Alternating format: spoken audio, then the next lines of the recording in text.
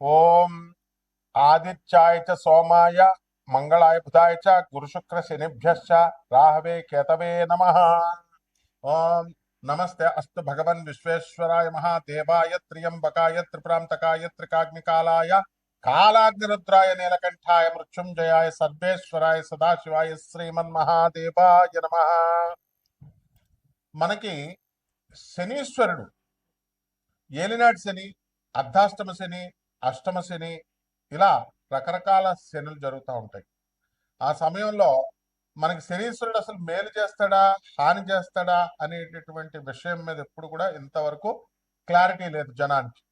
ఒకళ్ళు మంచి చేస్తారంటే ఒకళ్ళు చెడు చేస్తారు. సింపుల్గా ఏం చెప్తారంటే, నువ్వు పూర్వజన్మలో చేసినటువంటి పాపాల వల్లే కదా నీకు ఈ కర్మలన్నీ వచ్చినాయి. అయితే నీకు దుఃఖం వచ్చింది, కాలు యాక్సిడెంట్ అయింది, కాలు తీసేశారు, దేనివల్ల? మరి పూర్వజన్మ కర్మే కదా. పూర్వజన్మ కృతం పాపం రోగ రూపేణ పీడిత.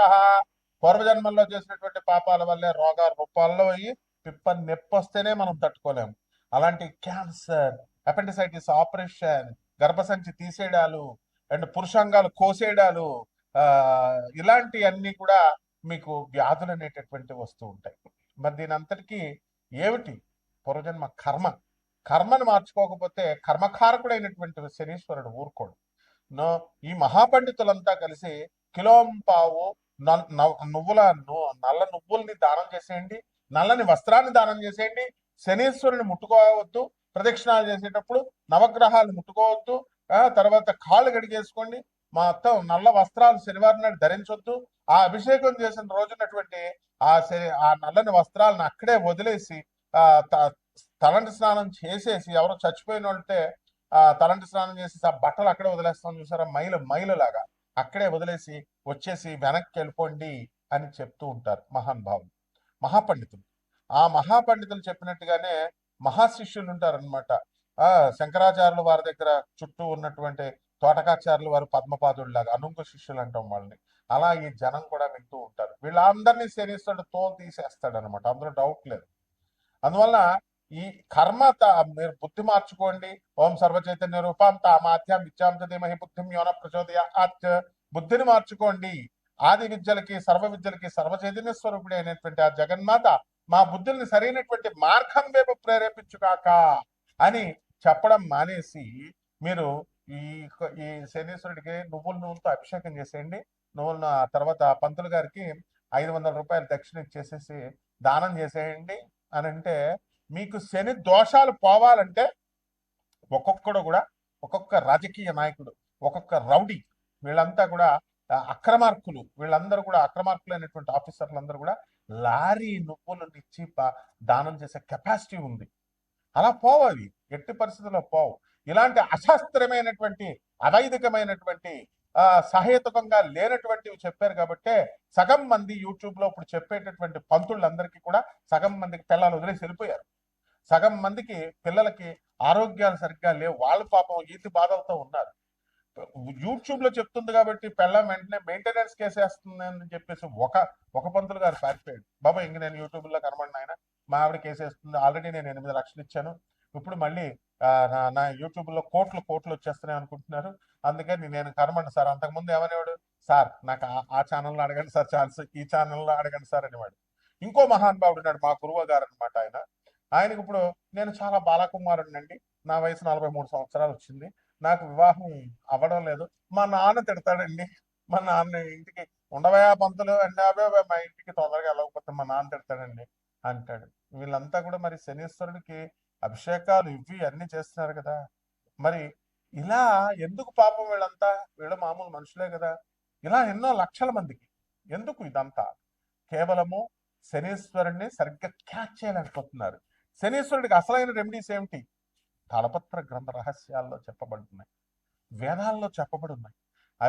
అవి మానడం మానేసి విజ్ఞులైనటువంటి వాళ్ళని ఆశ్రయించాలి. అలా కాకుండా ఉన్నట్లయితే శనీశ్వరుడు ఏం చేస్తాడంటే, అర్ధాష్టమ శనిలో దంచవే మేనత్త కూతురా అంటూ దంచుతాడు. అష్టమ శని కొట్టేటప్పుడు అబ్బని తీయని దెబ్బ అని చెప్పి ఫడ కొడుతుంటే ఇంకా మనం అలా ఫీల్ అయిపోతా ఉంటాం, బాగుంది కదా అని. ఇక ఏలినాటి శనిలో ఒకడికి కాలు తీసేస్తాడు, ఒకటి మెడ తీసేస్తాడు, ఒకటి కారాగారంలో పడేస్తాడు జైల్లో, మొత్తం కుమ్మేస్తాడు అనమాట. బాలయ్య బాబు తొడగొట్టినట్టుగా ఉంటుంది అనమాట. కాబట్టి ఈ రకంగా శనీశ్వరుణ్ణి ఎలా ఆరాధించాలి అనేటటువంటిది సశాస్త్రీయంగా, సహేతుకంగా, సవైదికంగా మీరు తెలుసుకోవాలి. ఈ శనీశ్వరుడు 12 రాశుల మీద ఏ రకంగా ప్రభావం చూపిస్తాడు, ఈ అర్ధాష్టమ అష్టమ శనులు, ఏలినాటి శనులు కాకుండా మిగతా అప్పుడు కూడా అనేటటువంటిది చదువుకునే వాడి దగ్గరికి వెళ్తే చెప్తారయ్యా. మ్యాథ్స్ వచ్చిన వాడి దగ్గరికి ట్యూషన్కి వెళ్తే నీకు మ్యాథ్స్ చెప్తాడు. సోషల్ వాడి దగ్గరికి వెళ్ళి నువ్వు మ్యాథ్స్ అడిగితే ఎట్లా చెప్తాడు? కాబట్టి గురు సాంప్రదాయం ఉండాలి, గురు పరంపర ఉండాలి. గురు పరంపర లేని వాళ్ళందరికీ శనీశ్వరుడు గురించి చెప్పడమే. శనీశ్వరుని ఏదో పెద్ద విలన్ లాగా తయారు చేస్తారు. అంతా బోకుగాళ్ళు, మొత్తం పూర్వజన్మలో బోకు పనులన్నీ చేసొచ్చి కర్మలు ఎంత మూట కొట్టుకొని వచ్చి తల్లులకు తిండి పెట్టలేం, తండ్రులకు తిండి పెట్టలేం. చెప్పేటటువంటి పంతులను యూట్యూబ్ లో మీ తల్లికి తిండి పెట్టండి రా, మీ నాన్నకి తిండి పెట్టండి రా, మీ మాస్టర్ ఏం ఫ్రీగా దొబ్బేస్తారా చదువులు? చిన్నప్పటి నుంచి ఎల్కేజీ నుంచి నీకు పోస్ట్ గ్రాడ్యుయేషన్ చేసిన టీచర్స్ కి ఒక జత బట్టలు పెట్టలేవా నువ్వు? ఒక యాపిల్ పండు ఇవ్వలేవా నువ్వు? అసలు మధ్యలో కలవలేవా? అదే గర్ల్ ఫ్రెండ్ పిలిస్తే మాత్రం వెళ్ళిపోతావు, షాపింగ్ కి తీసుకెళ్ళిపోతావు, షాపింగ్ తీసుకెళ్ళి కొంటావు. ఇదా మరి శనీశ్వరుడు ఊరుకుంటాడా? ఇలా మంచి చెప్పేటటువంటి పంతులకు ఫోన్లు చేసి రాత్రి 10:30కి తాగుతూ మా ఫోన్లు చేసి పంతులను తిడితే ఈ శనీశ్వరుడు పెరాలసిస్ ఇచ్చేస్తాడు ఒకడికి.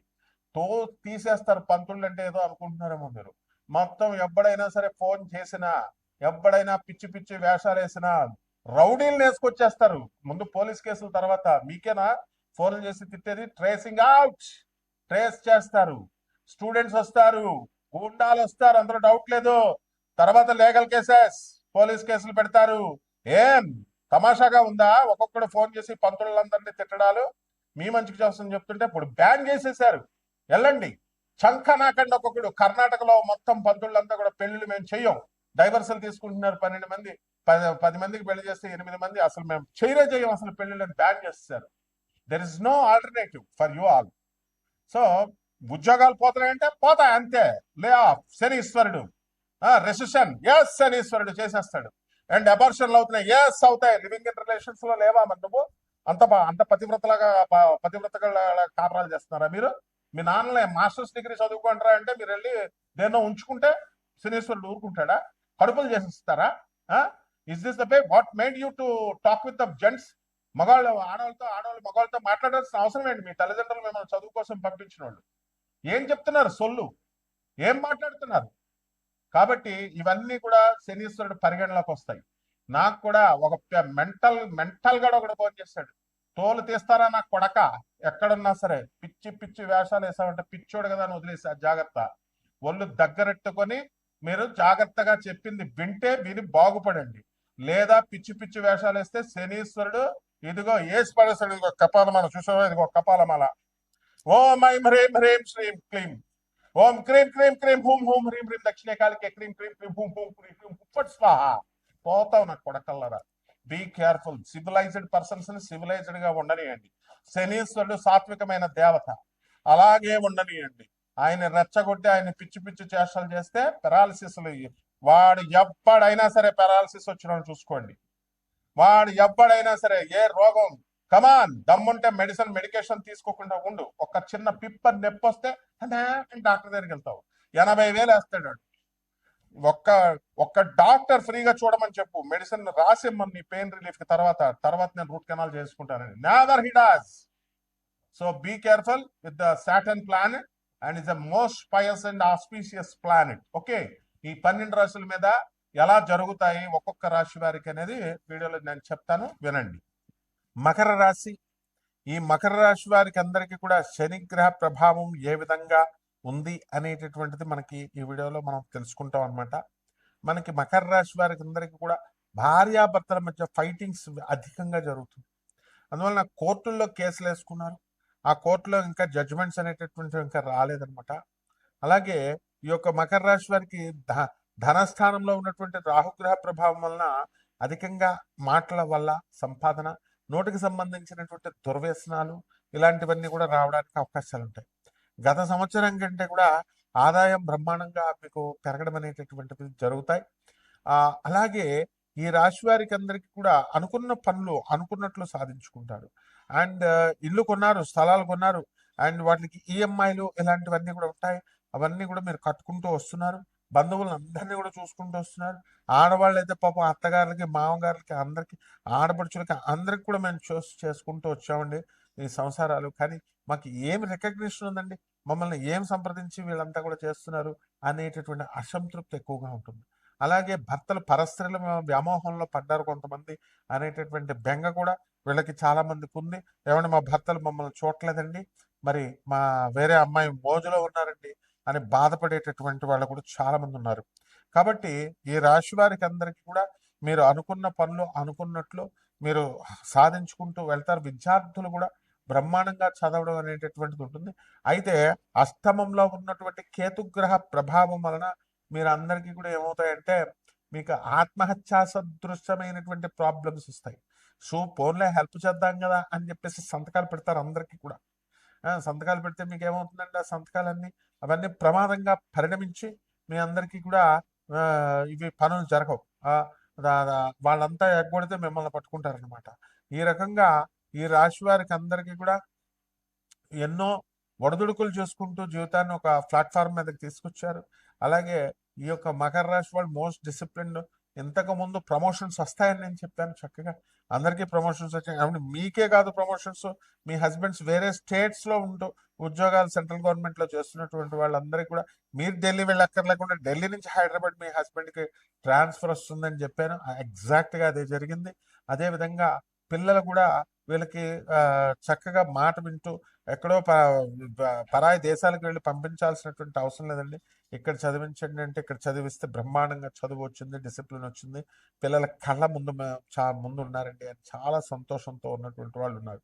ఈ మకర రాశి వారికి మిథున రాశిలో ఉన్నటువంటి గురుగ్రహ ప్రభావం వల్ల శత్రువులపై ఆధిపత్యం మీరు సాధిస్తారు.